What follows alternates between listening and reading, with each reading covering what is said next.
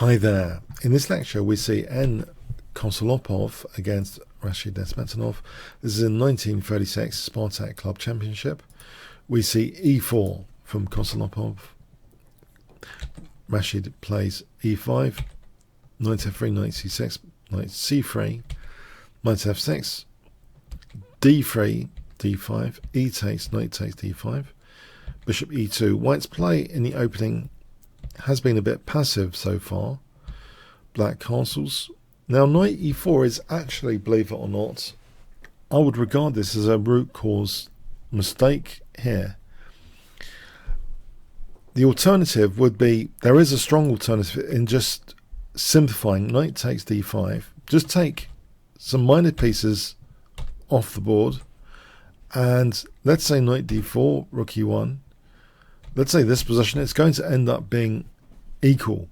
So there was a simplification opportunity here, which saves a lot of problems and potential issues. If white had castled, knight takes c3, black can only claim maybe a small edge here. But this is provocative. Okay, the bishops are staring at each other. The bishop actually goes back. And it's provocative because not only there is an idea of f5, there is also another interesting idea coming up. So white castles f5. Now the knight goes to g3. If the knight goes to c3, this is nice for black with actually a significant advantage overall. Black's got a kind of bind on the position, the d4 square. Black's pieces are slightly better. You can imagine moves like bishop f6 and just natural moves look really good here.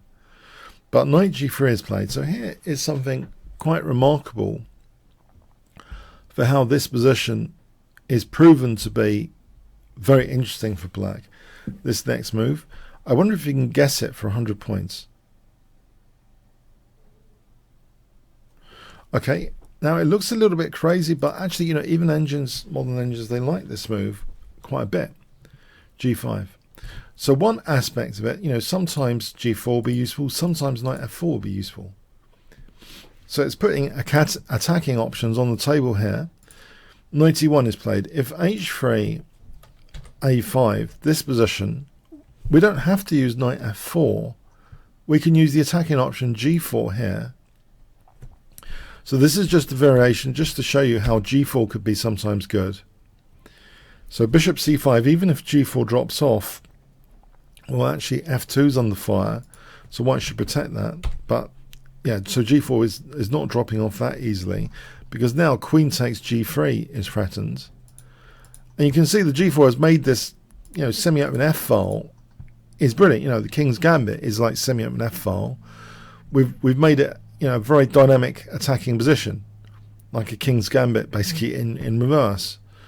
In effect, you know, if d4 here, knight takes, this situation, black's going to end up being better. Even if queens come off here, this situation, you might think the worst is over for white. But even this position is significantly better. Let's say h5.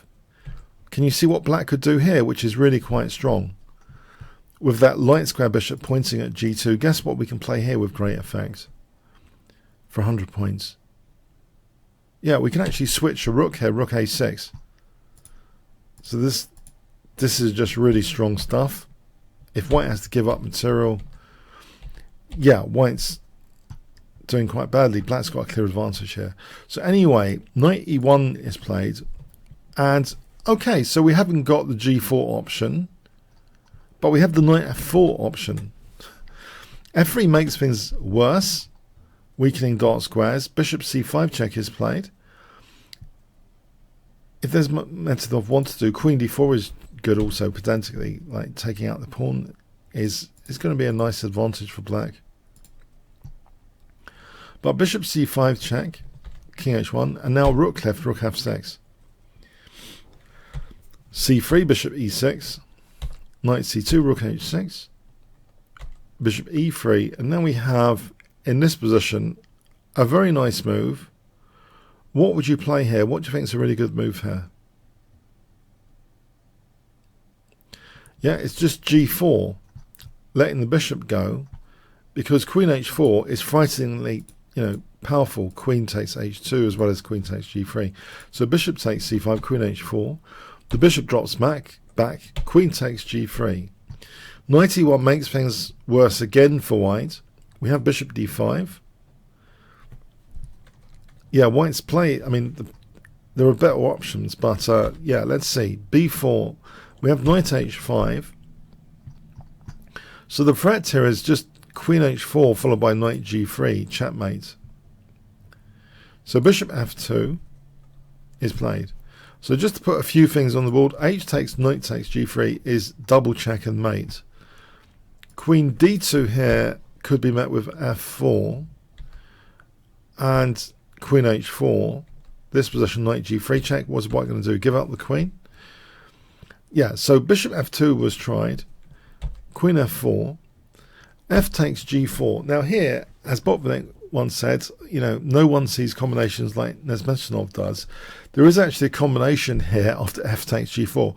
Just before we get into that, queen c1, g3 would be good.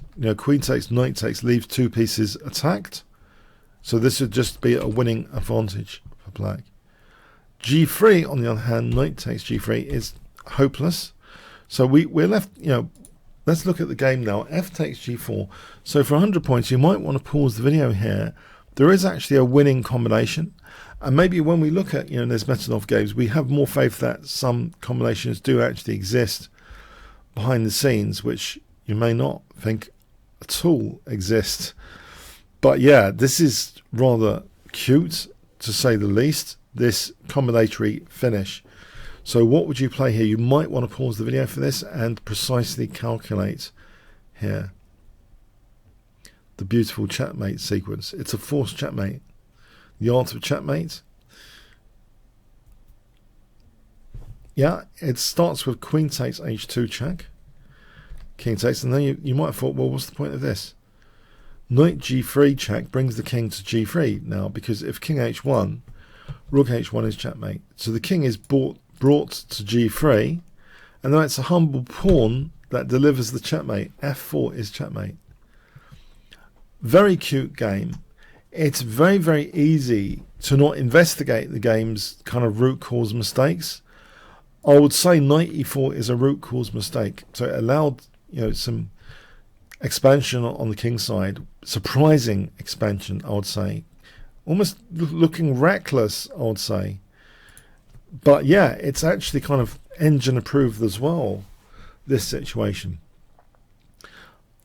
I think perhaps one idea which may be useful to think about with such a move is that, in h3 variations, we want to rip open sometimes the f file with g4. In other situations, like f4. So it's a dual purpose, kind of dual switch attacking chess here, with either the semi-open f file being used or the knight on f4 being used. So it's a great attacking move, which is not easily punishable. It might seem like this is a mistake in its own right because of the error around the king. White's pieces are just too passive here in this situation. So there are some situations like this where moving a pawn like this is fully justified. It's well worth taking this opportunity here to create the attacking options on this occasion. Amazing stuff. I hope you enjoyed it as much as me. Thanks so much. All comments, questions, likes and subscribes really appreciated. Thanks so much.